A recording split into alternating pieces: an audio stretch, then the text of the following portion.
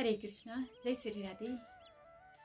आध्यात्मिक क्षेत्रमा लागेका मानिसहरूको र भौतिक क्षेत्रमा लागेको मानिसहरूको सोच कस्तो हुन्छ भन्दा जो आध्यात्मिक क्षेत्रमा लागेका छन् उनीहरू जो भौतिक क्षेत्रमा लागेका मानिसहरूको उद्धार कसरी गर्ने होला बिचारा यिनीहरूको जीवन भनेर उनीहरूलाई दया लाग्छ र बाटो बाटोमा भगवानका नामहरू सुनाउँदै हिँड्छन्।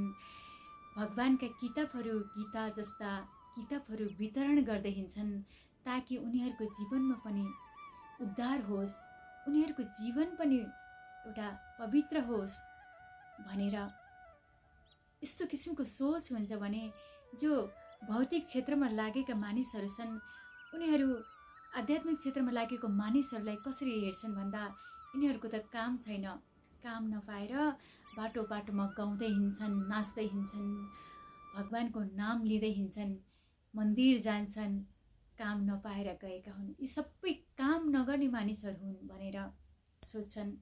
तर वास्तवमा भन्यो भने हामी मानव जीवन भगवानले हामीलाई दिनुभएको छ।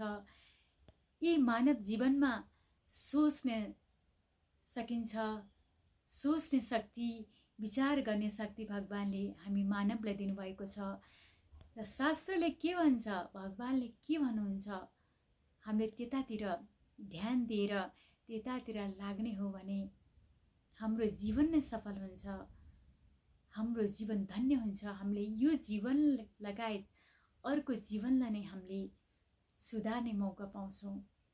त्यसैले आजैदेखि आफ्नो जीवनलाई सुधारौँ। हरे कृष्ण कृष्ण कृष्ण हरे हरे, हरे राम राम राम हरे हरे मन्त्रको जप गरौँ।